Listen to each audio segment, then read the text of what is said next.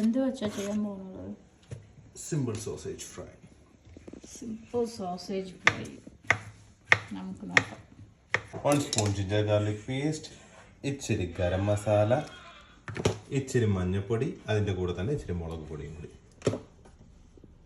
Pepper വേണമെങ്കിൽ add ചെയ്യാവുന്നതാണ്, അത് ഓരോരുത്തരുടെ സ്പൈസിയുടെ ഇതനുസരിച്ച്. ഞാനൊരു സ്വല്പം ആഡ് ചെയ്യുന്നുണ്ട്.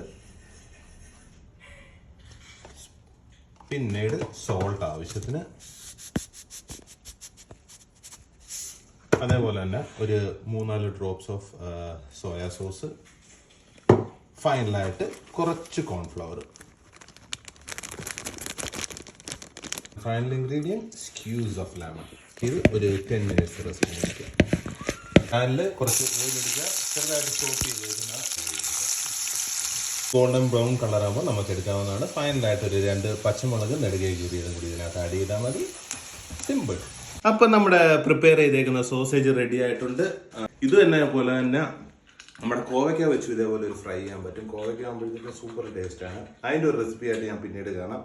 എന്തായാലും നല്ല മഴയത്ത് ഇത് ചുമ്മാ വാരി കഴിക്കാനും ചോറിൻ്റെ കൂടെ എന്തിൻ്റെ കൂടെ, പക്ഷേ especially used as A touching sauce.